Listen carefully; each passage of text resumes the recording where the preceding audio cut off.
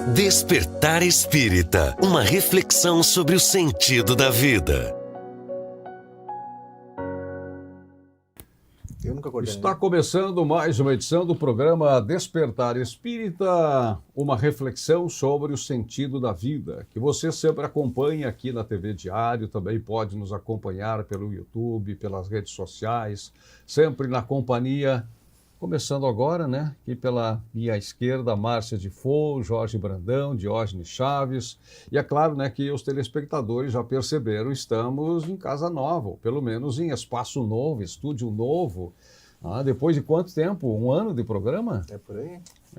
Mais, né? Mais de um ano de programa. Ganhamos um estúdio novo, estamos muito felizes, né?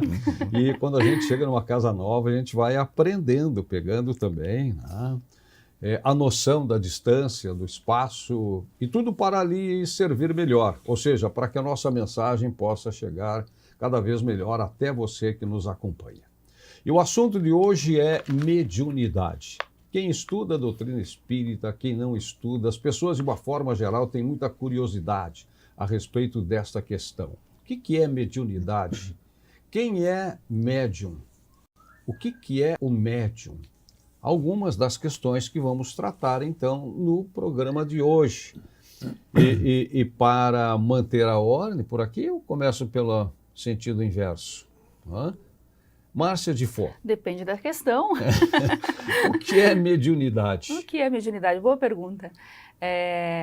A gente que está envolvido com esse contexto no movimento espírita, na casa espírita, né, não é incomum recebermos essa pergunta daquele que está chegando, às vezes, pela primeira vez na casa, e normalmente com essas dúvidas nesse sentido. O que eu estou sentindo é mediunidade? Pode ser? Essa interferência que eu sinto, esse pensamento meio contínuo, fixo, essa ideia fixa, alguns sintomas físicos que às vezes se apresentam, né? Então, no primeiro momento se percebe que existem peculiaridades que envolvem o fenômeno da mediunidade, que individualmente está posto no corpo físico em razão justamente de uma preparação reencarnatória que nos chama a atenção e merece um olhar maduro, um pouco mais, poderíamos dizer, cuidadoso, para que a gente consiga trazer um esclarecimento lúcido de forma a separar o joio do trigo e identificar exatamente se estamos falando de uma mediunidade ou de um processo natural que ocorre biologicamente no indivíduo e que hoje existe uma linha bastante tênue sobre isso. Mas a gente tem o nosso amansaburro, que a gente costuma dizer, que é justamente o guia dos médiuns e dos evocadores, o livro dos médiuns, né? A segunda obra na doutrina espírita, publicada por Kardec, que vem tratar justamente desse tema, nos esclarecendo o que seria a mediunidade, como se identifica a mediunidade, quais são as particularidades que envolvem a mediunidade, para que a gente possa devagarinho começar a tatear com mais segurança esse contexto todo. Então, nós temos uma questão no livro dos médiuns, a 159, que trata de maneira um pouco mais abrangente esse fenômeno, dizendo que a mediunidade ela é inerente ao indivíduo. Ou seja, todas as pessoas podem-se dizer que são um pouco médiums, todas têm um sintoma mediúnico e que em algumas vai se expressar de maneira um pouco mais intensa, mais expressiva, em razão justamente dessa preparação reencarnatória para estar exercendo e trabalhando com esse contexto da mediunidade em sua vida de uma forma geral. Para a gente dar um pontapé inicial, seria mais ou menos isso, certamente o Jorge nos traz um esclarecimento melhor sobre a questão 159 do livro dos médiuns.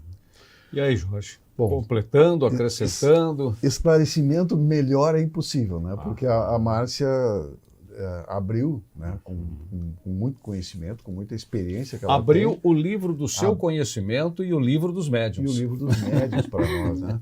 Então, a mediunidade, como o Espiritismo nos coloca, e a gente sabe disso, ela já é algo que é programado no plano espiritual, né, para que nós possamos usá-la para o bem. Esta sim, a grande finalidade, né, da mediunidade, o uso dela para o bem. para o nosso bem e principalmente para o bem do próximo, né? Por isso que Kardec sempre nos fala e sempre nos diz, em várias partes, inclusive está no Livro dos Médiuns também, que a mediunidade deve andar de mãos dadas com a moralidade, né? Então é muito importante, né, que nós possamos entender, né, conhecer a mediunidade para poder usá-la, né, a benefício do próximo, né? Porque formos comparar, né, um exemplo simples, colocarmos alguém que é médium, né, por exemplo, já numa sessão mediúnica, ou para fazer um trabalho, ou desenvolver um trabalho, é como colocar um estudante iniciante num laboratório de química, né? Pode haver algumas misturas que podem não dar certo, né? Então, o Espiritismo faz esse estudo profundo através do Livro dos Médiuns, e hoje, em praticamente todas as casas espíritas existem sessões mediúnicas, né, onde o trabalho é feito com seriedade, com comprometimento, e sempre com esse objetivo, né, de a gente alcançar conhecimento, né, porque a informação da espiritualidade nos chega, e poder aprender, né? Nós somos aprendizes e aprendemos sempre uns com os outros. Diógenes, ainda acréscimos comentários sobre a primeira pergunta? É sempre importante, né, completar também que todos nós somos médios, né, em algum grau, né, uns mais ostensivos, outros não. Eu digo aqui que eu estou tendo a oportunidade de aprender muito porque eu nunca participei de uma mesa mediúnica, né? Eu já testemunhei, mas nunca fiz parte de uma mesa mediúnica, e a gente entende que né, tem muita responsabilidade, né, para alguém participar de uma mesa mediúnica, no mínimo 2 anos de estudo, né, e tem toda uma preparação também, então não é algo, vamos lá, vamos sentar e vamos fazer as comunicações.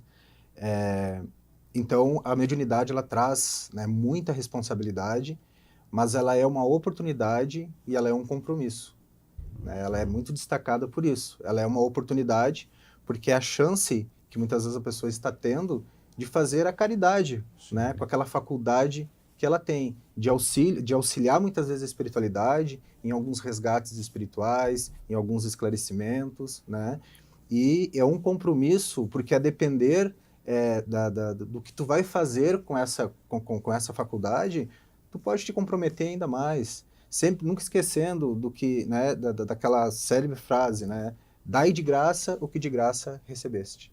Então, a gente tem conhecimento, muitas vezes, de pessoas desavisadas por falta do estudo. Então, assim, como a Márcia trouxe aqui o Livro dos Médiuns, né? Então, sempre recomendando ler esse livro para a pessoa saber realmente como ela pode lidar, né, com isso.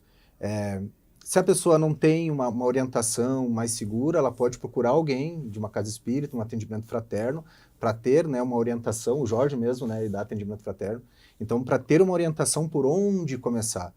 Mas nunca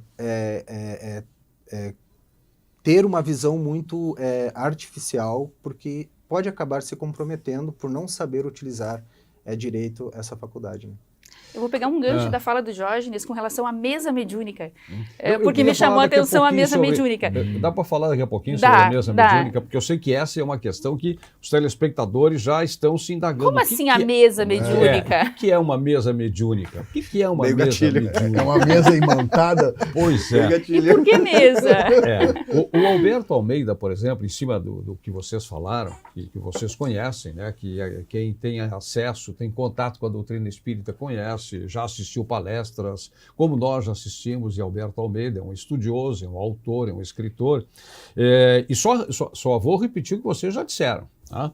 A mediunidade atende um planejamento espiritual. A mediunidade atende um planejamento espiritual. Vocês já falaram sobre isso. Nós fazemos, olha só o que ele coloca, nós fazemos um plano ou somos convocados para o exercício da mediunidade no mundo espiritual. Então, realmente, tudo que vocês disseram, o planejamento é feito no mundo espiritual. Tá? E isso explica por que alguns têm um tipo de mediunidade, por que alguns enxergam, por que alguns ouvem, por que alguns sentem e outros não. O próprio Kardec não tinha mediunidade. O Alberto Almeida, numa das palestras que ele aborda a mediunidade, ele fala exatamente isso. E foi um conflito, de certa forma, eu vivi durante algum tempo, participando das mesas mediúnicas, né? Mas eu não recebo nada. Então não estou qualificado, não estou ainda suficientemente preparado. Não estou em sintonia. Não estou em sintonia, não é? Mas isso, para cada pessoa, tem uma razão diferenciada. Ele mesmo disse que viveu durante muito tempo esse conflito, até que se deu conta que foi uma graça ele não ter mediunidade, porque foi atrás de outras informações, de outras formas de estudos, e aí se achou no cumprimento e na ocupação do seu espaço na divulgação, no trato das informações que a doutrina espírita nos oportuniza, como o próprio Kardec. Então, só para reforçar o que vocês disseram, a mediunidade atende um planejamento espiritual.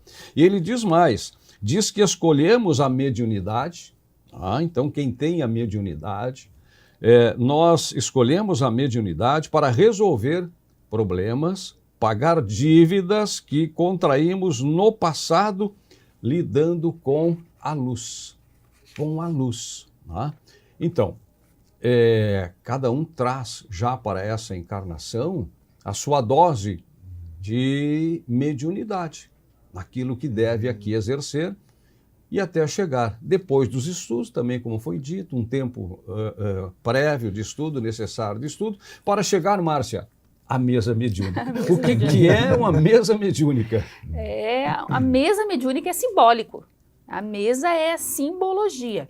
A gente trabalha em alguns grupos mediúnicos onde a gente não utiliza a mesa, a gente senta em cadeiras, num salão, até porque é um número maior de pessoas, e a mesa é meramente simbólico nos dias atuais. Vou fazer um parênteses, Marta. Porque quando há psicografia, é necessário ter um apoio, que seria uma mesa. Né? A gente tem médium que psicografa e usa a pranchetinha então, há necessidade de vincularmos a mesa ao trabalho mediúnico de forma nenhuma. A mediunidade está posta aí durante todos os tempos.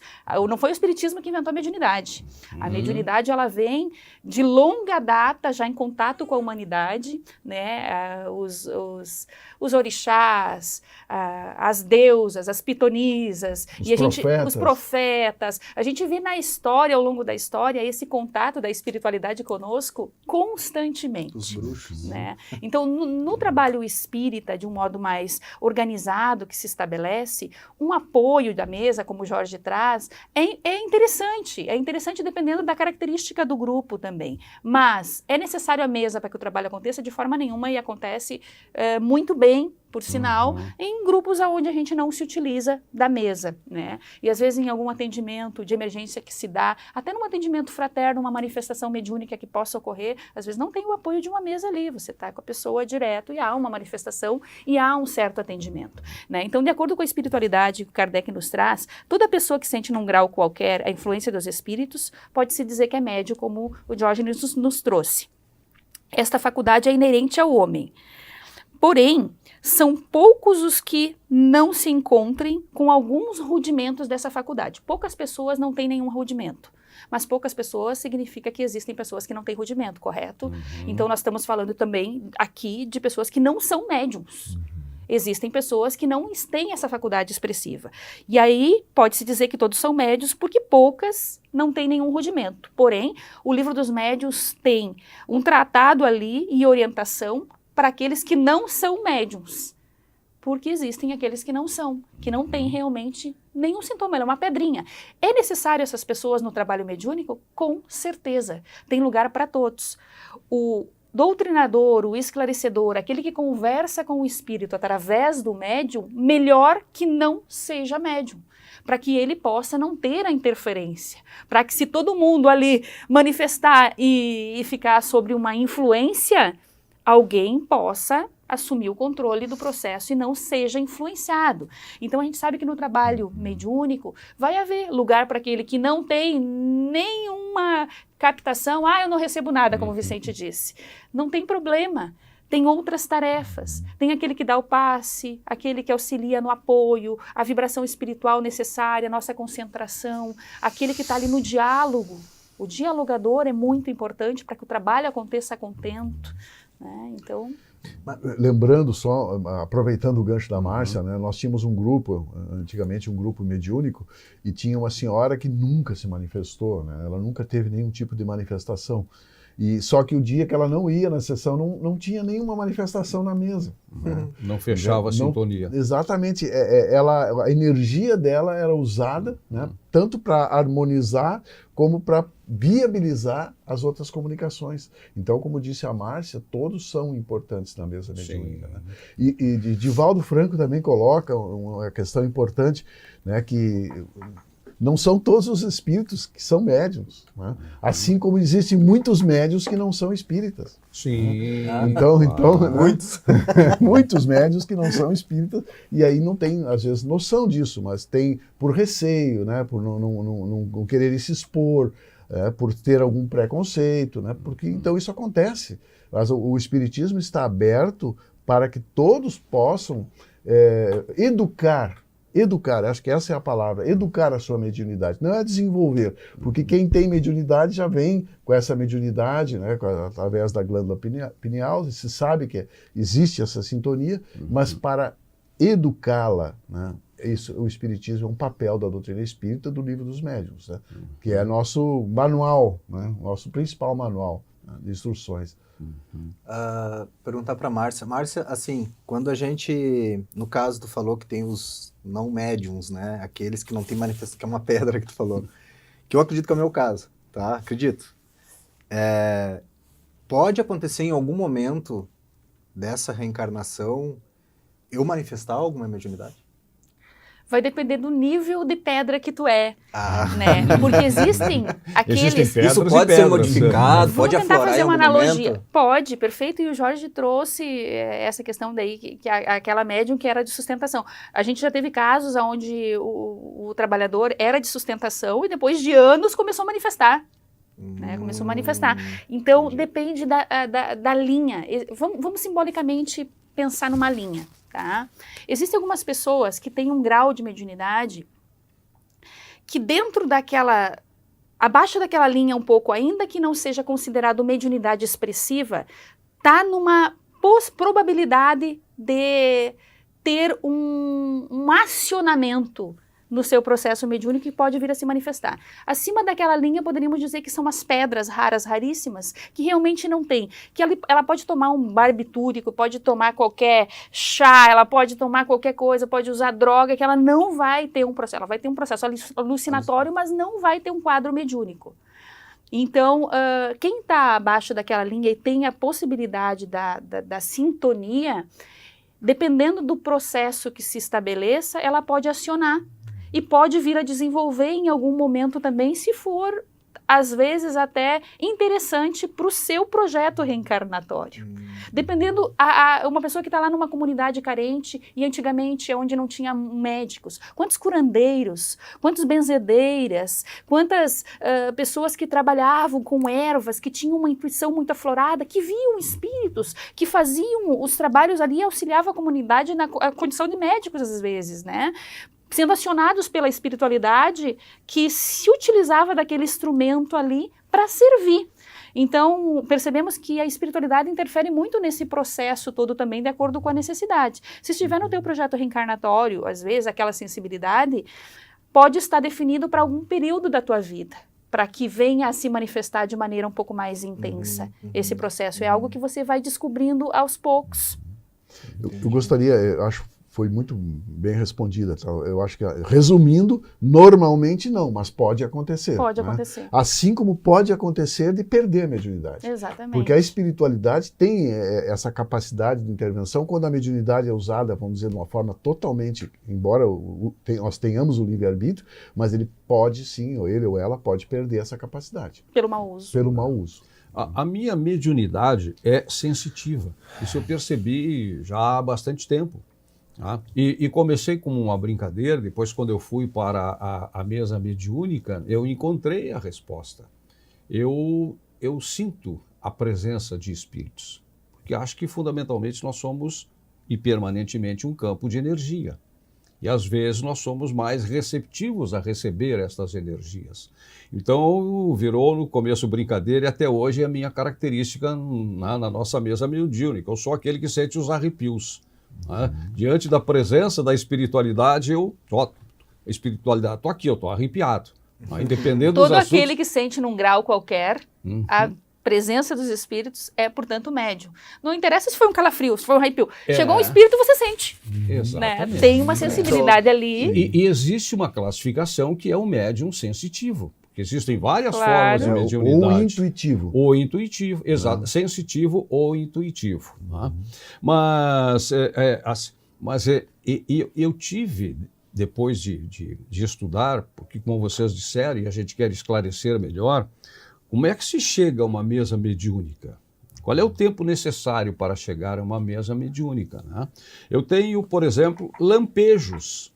Eu vejo, né, eventualmente, vultos, mas em situações muito rápidas. Quando eu me dou conta que eu percebo, somem. Né? E uma outra questão que eu quero deixar, até já estamos no final, né, do nosso primeiro bloco, aliás, tem muitas perguntas. Né? Vocês falaram em dirigentes, falaram em facilitadores, falaram em dialogador. Que funções são estas? Que figuras são estas na composição da mesa mediúnica? Essa é uma pergunta para daqui a pouco. E outra pergunta, a mediunidade pode se manifestar através dos sonhos? Vamos fazer um intervalo? Voltamos em seguida, tratando hoje sobre mediunidade. Aqui no Despertar Espírita, uma reflexão sobre o sentido da vida. Despertar Espírita, uma reflexão sobre o sentido da vida. Pra você que quer viver em paz, família sorrindo, amigos contigo, isso é Causo Mais. Na Causo Mais, nós sabemos que a consulta com um médico especialista não pode esperar, que o plantão 24 horas adulto e pediátrico é fundamental, que os descontos em exames, atendimento odontológico, além de todos os benefícios que nosso cartão oferece, garantem saúde e tranquilidade pra você e sua família em todos os momentos. É Causo Mais.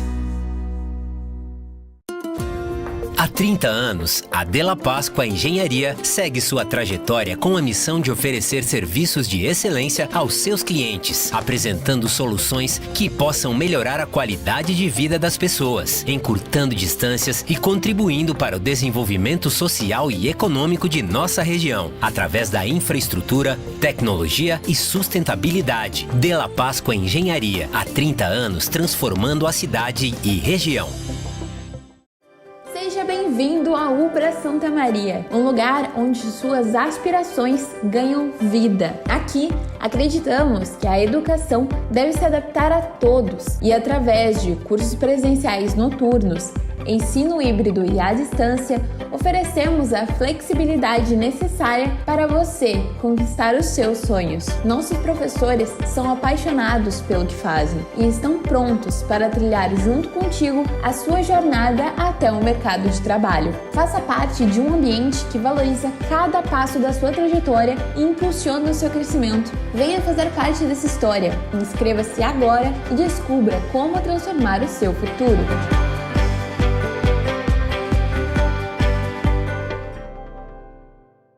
Na Unicred, você encontra soluções financeiras para todos os momentos da sua vida. E tudo com atendimento personalizado para você fazer as melhores escolhas. Afinal, na Unicred, o cooperado é o verdadeiro dono do negócio e participa dos resultados. Conte com linhas de crédito, seguros, previdência, investimentos e muito mais. Além, é claro, do Unicred Visa, um cartão aceito no mundo todo. Quando você escolhe a Unicred, escolhe cooperar para um futuro mais próspero. Escolha diferente. Seja um cooperado Unicred. Está procurando um local para a realização do seu evento? No centro da cidade, o Avenida Tênis Clube conta com a estrutura perfeita para atender às suas necessidades. Formaturas, casamentos, festas de aniversário, palestras, convenções e muito mais. Contamos com diversos salões para todos os tipos de eventos. Confira em nosso site www.atc.esp.br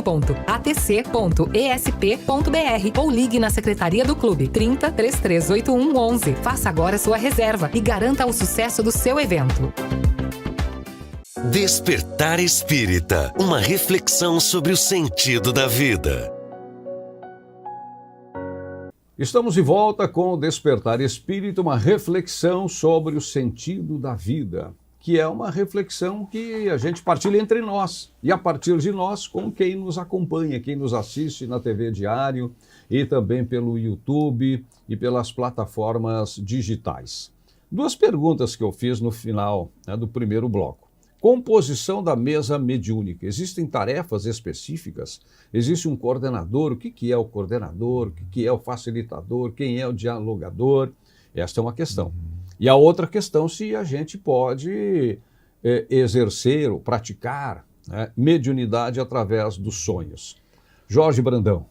Eu vou fazer uma introdução e vou passar para a Márcia, porque a Márcia tem mais experiência do que eu, né? A questão do doutrinador, ultimamente o Espiritismo mudou essa palavra para esclarecedor, porque ninguém doutrina ninguém, né? Nós não estamos ali para doutrinar alguém, mas para esclarecer. Certo. Eu faço esse papel de esclarecedor na mesa mediúnica, trabalho... E qual é o papel do esclarecedor? O papel do esclarecedor é ouvir as manifestações mediúnicas, tanto através da psicofonia, que é da fala, como da psicografia, né, e interpretá-las e dar uma resposta. Certo. Porque a grande maioria dos nossos irmãos desencarnados que chegam à mesa mediúnica, eles são trazidos pelo plano espiritual, né, são encaminhados, há uma programação lá para que eles possam chegar até a mesa para serem esclarecidos. Porque a maioria ainda não entendeu que desencarnou. Essa é uma questão importante. A maioria tem sensações reais como se estivesse vivo, né? E tem extrema dificuldade de adaptação ao mundo espiritual. Aliás, Chico Xavier dizia isso, né? Que morrer é fácil, é instantâneo. Desencarnar um pouquinho mais difícil. É mais difícil, às vezes bem mais demorado. Mais demorado um pouquinho. Então, acontece que dependendo do nível de materialização de cada um, de cada espírito, o nível de apego, né, se torna o processo mais difícil e mais lento. Nós, por exemplo, nas mesas mediúnicas, né, nas reuniões mediúnicas, não vou falar em mesas mediúnicas, nas reuniões mediúnicas, eu já vi casos de espíritos que estão numa guerra de 300 anos atrás. E eles estão reclamando que está difícil, que a guerra está muito difícil, e eles já desencarnaram há 300 anos. Né? Então, a contagem do tempo no plano espiritual é totalmente diferente. Nós aqui precisamos de um tempo, né? Certo. Mas essa ajuda, claro, todos que estão naquela reunião mediúnica participam com boas vibrações, com pensamentos, né? E aí o esclarecedor, também fortalecido com essas vibrações e auxiliado pelo plano espiritual, eu também não sou médium ostensivo, eu sou um médium intuitivo. Né? Então, é claro que a gente procura estudar bastante, né, se atualizar em relação à mediunidade para poder prestar um auxílio, né, que realmente possa ajudar aqueles irmãos que estão ali. Márcia, funções, composição da sessão mediúnica. Cada um tem uma tarefa, né? Mas é uma tarefa que se conecta uma com a outra. Todos temos a mesma tarefa.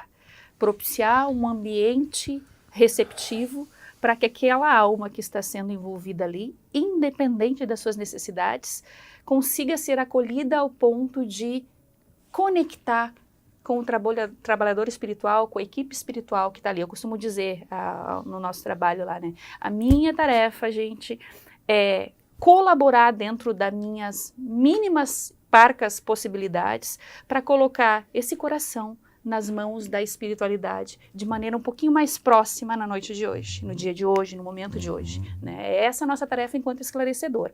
E para isso existem meios, métodos, um cuidado, toda uma atenção, todo um treinamento, todo um estudo, todo um embasamento dentro da nossa possibilidade e sensibilidade para acolher aquela alma. A tarefa do doutrinador, do esclarecedor, do dialogador é colocar o espírito que está chegando ali no colo da espiritualidade, para que eles façam o trabalho de tratamento e cuidado daquela alma, que é muito mais do que aqueles poucos minutos eu pude observar e captar.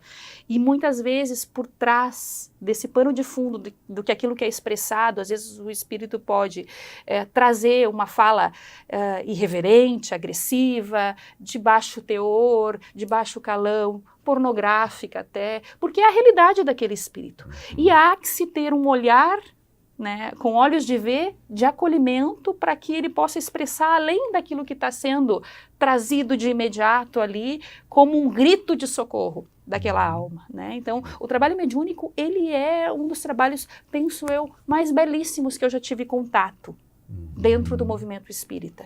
Se exercido com seriedade, com responsabilidade, com respeito, com a percepção adequada do que significa aquele momento ali. Aonde uma alma de 300, 400, mais de 2000 anos às vezes, né, se aproxima ali numa dor profunda, desesperançada, que já passou por todos os níveis e processos de decesso no mundo espiritual, e tem a oportunidade linda de ter contato, mais uma vez, com o corpo físico de um médium, o processo vibratório, com a fala amiga de um ser encarnado na Terra, onde a espiritualidade está ali em toda uma preparação. Às vezes aquele movimento ali foi preparado por 20, 30, 40, 50 anos para que ele pudesse ser trazido novamente a um trabalho mediúnico, porque cada alma é uma para Deus, é única, é especial. Então não é mais um espírito, é uma alma que eu estou tendo a possibilidade de contatar pela graça divina hoje, já com outras vibrações, porque ontem éramos nós em processo de queda, hoje somos nós ali, podendo de certa maneira estender as mãos, como muitos já fizeram conosco quando a gente caiu. Sim. Importante, Vicente, dentro dessa pergunta, e a Márcia vai concordar comigo, que são basicamente dois objetivos na sessão mediúnica. É auxiliar esse irmão e nos ensinar também. Através dos exemplos, né, que nós estamos ali observando do que aconteceu com aqueles irmãos. Né? Então, também a espiritualidade usa, porque o plano espiritual poderia resolver todas essas questões sem nós. Poderia resolver. Mas ela prefere trazer para nós, porque o processo fica mais fácil.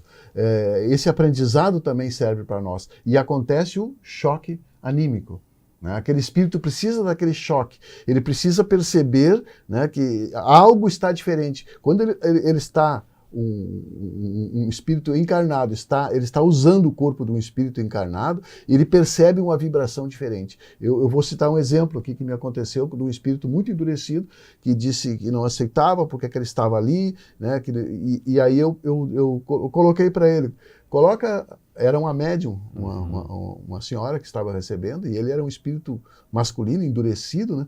Quer dizer, se sentia ainda como masculino, e eu disse para ele, coloca a mão nas tuas orelhas, e ele colocou a mão assim, e disse assim, ué, eu estou de brinco? Eu estou de brinco? Como se fosse Como é isso? Isso é o seguinte, você está usando o corpo dessa médium, né, que está usando da sua misericórdia, está lhe ajudando para que você possa se comunicar. Tu não percebe que agora todos estão aqui te ouvindo? Ele silencia e reflete.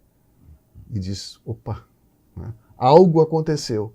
E nesse momento a espiritualidade tem condições de se aproximar ainda mais dele, dizer, meu irmão, todos aqui querem te ajudar. Nós vamos te levar para um lugar que está preparado para ti. E aí tem a sequência do processo. Diógenes. Eu ouvindo aqui vocês falando, e ao mesmo tempo, eu estava trazendo a mediunidade para a nossa realidade do cotidiano, né? Principalmente para aquelas pessoas que nunca estudaram mediunidade ou não têm muito conhecimento, né? E a gente sabe que muitas vezes a mediunidade ela permite que a gente tenha alguns sintomas físicos, né? Coração acelera, vertigem, tontura, mal-estar, náusea, sudorese, né? E às vezes a pessoa, por não ter o conhecimento, ela leva isso para uma patologia. E isso pode gerar muita preocupação, muito medo. Não estou dizendo que muitas vezes não seja. E o contrário. Né? Então, assim, o médico nunca pode ser descartado. Então a pessoa, sim, ela, né, procura um médico. Certo. Só que muitos procuram, investigam e não encontram nada. Né? Saúde 100%. E isso vai gerando uma preocupação muito grande para as pessoas. Então, quando ela busca a compreender a mediunidade, ela busca ajuda espiritual, por exemplo, vai respondendo muitas coisas. E isso vai tirando uma crença catastrófica, e essa pessoa ela vai compreendendo que não está nada acontecendo de errado, que aquilo faz parte né? Porque acontece muitas vezes de um espírito infeliz que está ali, né, com vários sintomas desagradáveis, e ele se aproxima e a gente capta. E a gente sente aquele mal-estar também. A minha mãe é dona de acontecer isso com ela.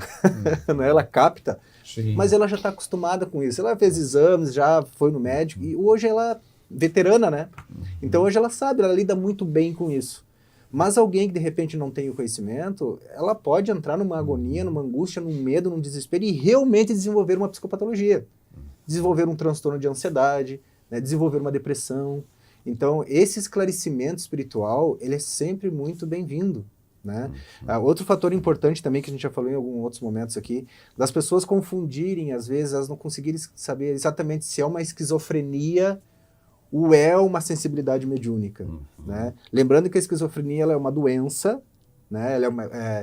Que esquizofrenia significa como se fosse uma divisão da mente, onde ela oscila entre realidade e fantasia, né? Então, as alucinações auditivas, visuais, né? O que acontece? Ela é uma projeção dos próprios arquivos mentais dessa pessoa, né? E que ela acaba enxergando, tá? E vem toda a questão também do delírio, de ficar imaginando coisas que não está conectando com a realidade, né? Isso seria a esquizofrenia.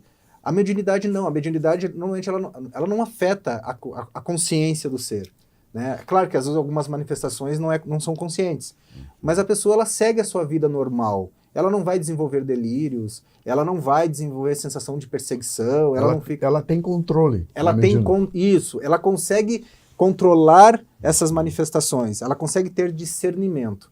Já na esquizofrenia não, a pessoa realmente ela entra numa psicose, ela perde o contato com a realidade e isso se prolonga. Isso vai se prolongando e em tese, segundo a ciência, não tem cura. Mas a mediunidade, a gente vê vários conhecidos, como Divaldo, Chico, né? Uma vida super normal, conscientes, lúcidos, mas em alguns momentos eles têm algumas manifestações. A gente teve um caso na Câmara dos Deputados, um tempo, eu não lembro o nome do deputado que era presidente da Câmara, que ele fez uma manifestação mediúnica, que uns diziam que era Chico, outros diziam que era Bezerra, e aquela manifestação dele ali foi uma manifestação mediúnica, mas muito pode dizer, esquizofrênico. Não, o cara era presidente da Câmara, né? E nós tivemos manifestações também que serviram de testemunha para libertar um acusado. Vocês lembram? Uma mensagem de um crime, do tiro que foi acidental, e a mensagem mediúnica o juiz acatou, né, como realmente defesa e não condenou, né, aquele réu. Considerou, né? Esse caso é um caso do Chico, né? Houve uma situação de 2 jovens em que eles estavam empunhando a arma, enfim, manuseando uma arma, e houve ali um acidente ou um assassinato, enfim. A tese da promotoria era que houve um homicídio. Um matou o outro. A tese da defesa era que houve um acidente, que os jovens estavam ali, eram amigos, estavam manuseando aquela arma e houve um acidente, né? E isso foi para o tribunal, isso foi, né, para um caso ali realmente que precisava ser discutido na justiça. E realmente, Chico, em determinado momento da caminhada dele, lá longe de todo esse processo, noutra cidade, sem conhecer o caso em si, recebe uma psicografia. E aí, ao ler ao final a psicografia, estava solicitando que se endereçasse para o processo, para o juiz tal, comarca tal, e ele simplesmente fecha aquilo e envia, faz exatamente o que a espiritualidade mandou, não me cabe discutir, e envia. Quando aquele documento vem para os autos do processo, se identifica ali realmente que se tratava do caso, e o juiz avalia que com uma certa peculiaridade que possibilitou a ele sanar algumas dúvidas que ele não estava conseguindo entender no caso em si, e detalhes, uma riqueza de detalhes ali que não haveria como não ser considerado e avaliado com um pouco mais de critério. Uma coisa que poucas pessoas sabem é que esse juiz, antes de colocar esse documento no processo e possibilitar que fizesse parte do trâmite todo, ele se dirigiu até o Chico. Ele ficou em torno de 1 semana observando a vida do Chico, observando como acontecia o processo da mediunidade, se aquelas pessoas que estavam na fila pagavam alguma coisa, se ele recebia alguma coisa pelo trabalho mediúnico, se aquilo tinha uma certa credibilidade, quem era aquele ser que mandou aquela carta, quem era aquela alma nesse processo. E somente depois ele considerou de maneira mais embasada aquele documento. E isso nos faz refletir bastante. Claro que esse documento foi utilizado no processo, o jovem foi inocentado, a riqueza de detalhes ali eram muito contundentes, e isso deu um peso para a proposta espírita de uma forma ímpar. O quanto a gente precisa lidar com seriedade e credibilidade nessa tarefa. Porque foi a credibilidade que o Chico deu para aquele documento, de acordo com a personalidade e com a vida que ele tinha, é que possibilitou que fosse considerada de uma forma diferente aquele documento. No momento em que até então jamais havia sido cogitado a possibilidade de um documento desse nível vir para um processo. Olha, eu acredito que agora, intuitivamente, esse caso, eu citei esse caso, mas a memória e a clareza da Márcia em elucidar para nós enriqueceu, né, e veio no momento oportuno. Né? E eu queria só fazer a minha última participação aqui, Vicente, pelo tempo. Quando tu perguntou dos sonhos, né, eu trago aqui o livro Missionários da Luz, no capítulo 9, onde a Alexandre nos detalha de uma reunião, né, no plano espiritual, onde 100 espíritos se reúnem para aprender sobre mediunidade. Mas o detalhe mais importante é que esses 100 espíritos que estão reunidos, todos estavam encarnados e em desdobramento através do sonho, foram lá para aprender, para buscar um aprendizado mais profundo na mediunidade. Isso está no capítulo 9 do livro Missionários da Luz. E aí, interessante, como nós precisamos também nos preparar quando nós vamos dormir, como é importante nós fazermos uma prece, nós termos uma alimentação leve, nós estarmos buscando o aproveitamento dos nossos sonhos. Eu acho que até nós poderíamos fazer um programa aqui sobre essa questão dos sonhos. Mas Só quero dizer aos colegas que eu estou completamente arrepiado. Ó, tem energias. Aliás, sempre tem, né? Claro. É médium. É um médium.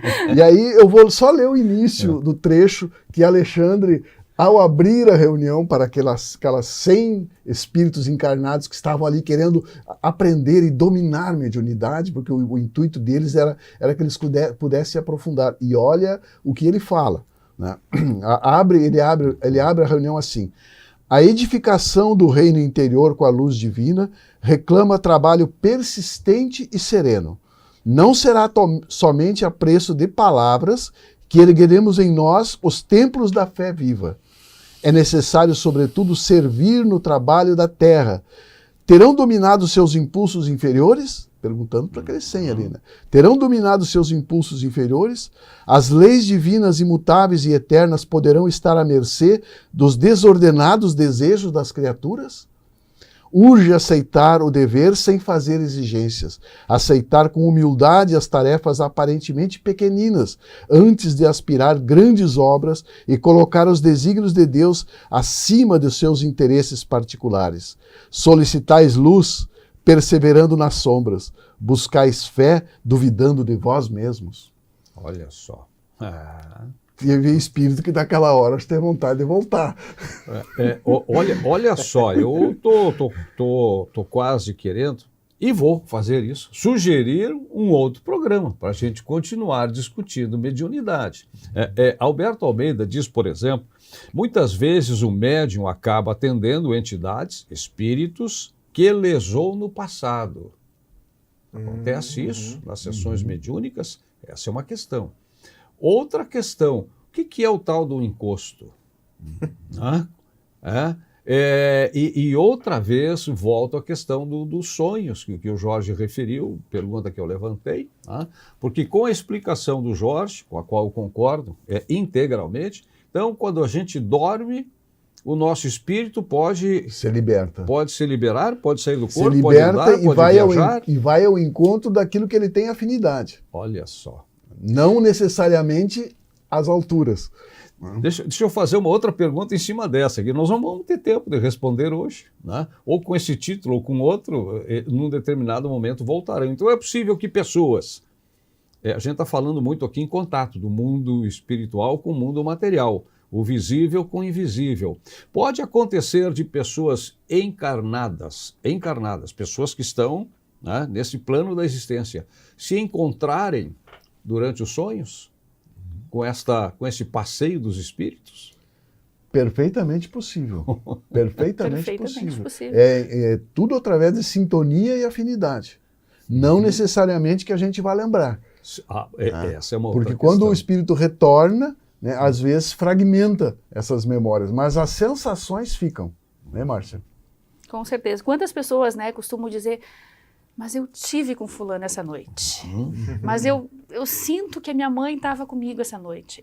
A sensação vem, aquele acolhimento, né, aquele contato, ele fica, permeia o nosso íntimo, incontestavelmente. Muito bem.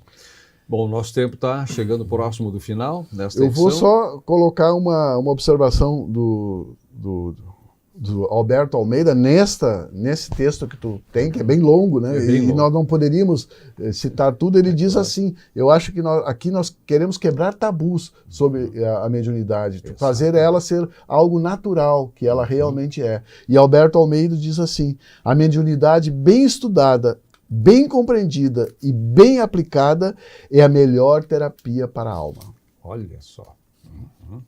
E uma possibilidade de consolo sem igual, né?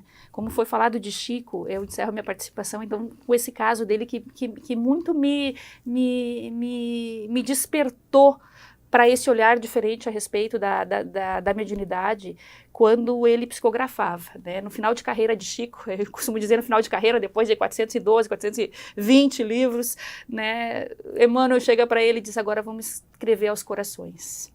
Agora vamos consolar aqueles corações que existem muitos por aí, né? Querendo realmente um contato com essa mensagem do lado de lá. Esse telefone precisa tocar de lá para cá e, de alguma maneira, precisávamos dessa seriedade, dessa credibilidade já construída até aqui para que pudesse ser levada de forma séria. Aí vem de novo o nosso olhar atento a respeito da credibilidade da doutrina espírita. Não aceitar o mediunismo como tem chegado por aí, de todas as formas, pelas mídias.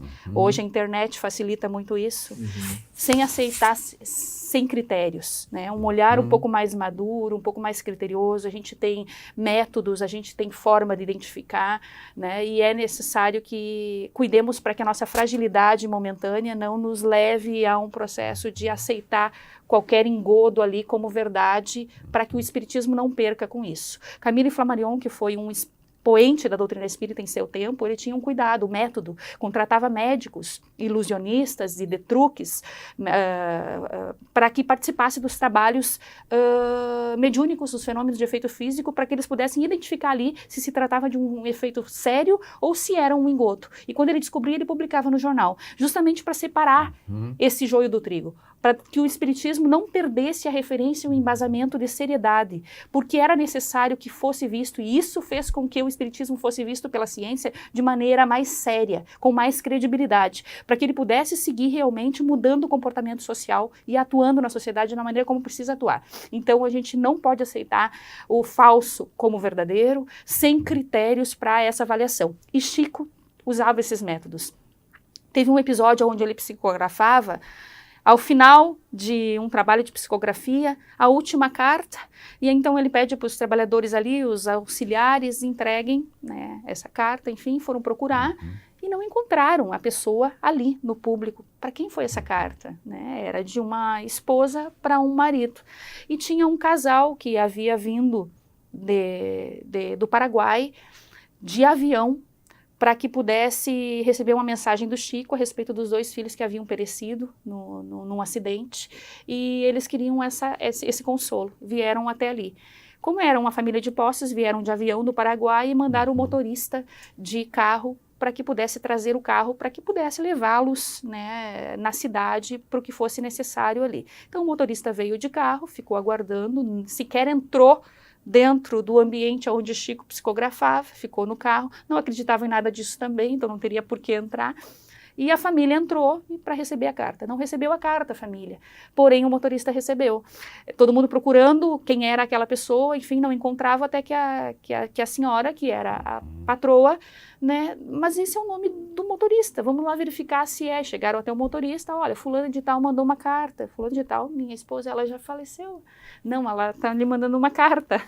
E aí os detalhes da carta, a riqueza daquele conteúdo, a mensagem, o motorista que não pediu carta nenhuma, que sequer acreditava em tudo aquilo, recebeu uma mensagem do plano espiritual. Então percebemos que no plano espiritual não tem classe social também, né? O motorista recebeu a mensagem, a família de Poços que veio buscar naquela noite não recebeu a mensagem dos filhos, mas tenhamos a certeza de que aquela mensagem que aquele motorista recebeu foi mais acolhedora e consoladora para aquela mãe do que se ela tivesse recebido a mensagem dos filhos. Olha só. Porque ela teve certeza absoluta da continuidade da vida. Porque Chico deu uma credibilidade ímpar para o processo e uma resposta para todos os pais que estavam ali, não receberam cartas naquela noite, de que a espiritualidade nos vê onde quer que a gente esteja, de que a vida continua, de que realmente o Espiritismo possibilitou ali a morte da morte naquele instante para aqueles corações que ainda não acreditavam. Eu tenho um exemplo pessoal e só vou citar porque é em favor do que a gente está fazendo, que a gente está tentando fazer, levar a boa informação espírita para quem nos acompanha. Não é? Eu já recebi várias cartas psicografadas da minha filha, não é? Que desencarnou há 10 anos. Recebi várias cartas desse tempo. E houve uma ocasião em que nós participamos de uma excursão com o pessoal aqui de Cachoeira, né? Pessoas que tiveram perdas aqui na KISS e que começaram esse movimento, Nossa Nova Caminhada, gerou um livro, inclusive com várias cartas também psicografadas e com todo o trabalho de divulgação do Espiritismo e de estudo que eles fazem até hoje. E esse grupo foi sendo ampliado e ampliado e ampliado. Hoje tem inclusive integrantes ou pessoas que acompanham fora do Brasil. E numa dessas ocasiões, sabendo das visitas que eles faziam a várias casas espíritas de Uberaba, a partir de São Paulo, Uberaba, casa do Chico, né? O Chico já não estava mais, mas a casa, né, também era visitada, fazia parte desse roteiro. Nós fomos buscar outras cartas, né? E até recebemos uma ou duas também. Mas na linha do que tu colocasse, Marte, o momento que talvez mais tenha nos tocado foi o momento em que nós não recebemos a carta. Nós não recebemos a carta. Nós estávamos numa grande expectativa de um médium de psicografia, né, dos famosos, coisa e tal, de receber a carta. Não recebemos. E aí, ao final de tudo, ele perguntou, quem são os pais da advogada? Que era a nossa filha, advogada. O advogado? Pode ser, né? Pais da advogada, vamos lá ver, pode ser que seja a gente, né? E fomos lá. Quem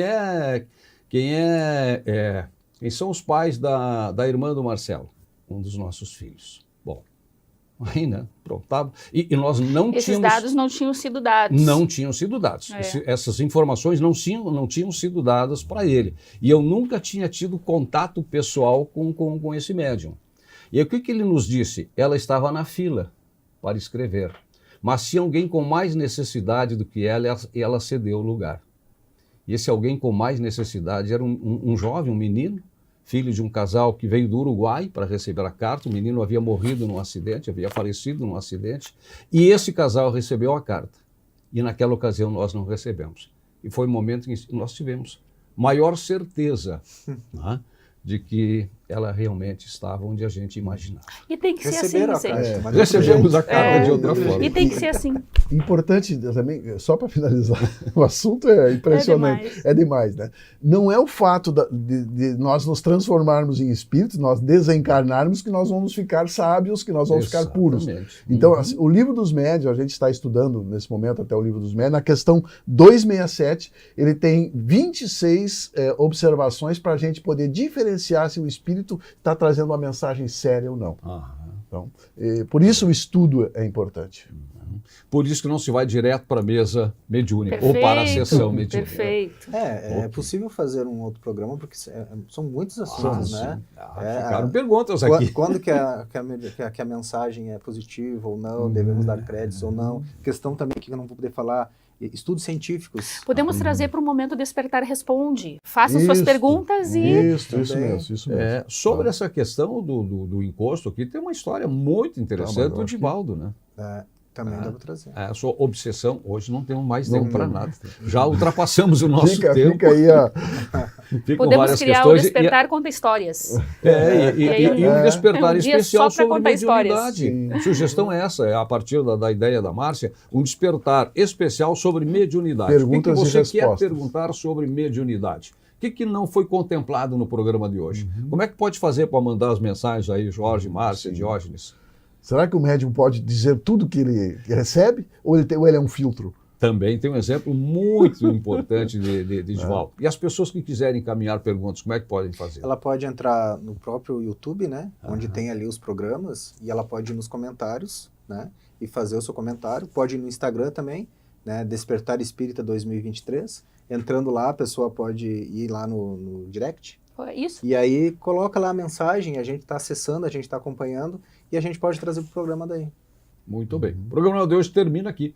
Despertar Espírita, na companhia da Márcia de Fô, do Jorge Brandão, do Diógenes Chaves. O programa termina aqui, Despertar Espírita, uma reflexão sobre o sentido da vida. Mas a vida continua, nesta e em outras dimensões. Até o nosso próximo encontro. Despertar Espírita, uma reflexão sobre o sentido da vida.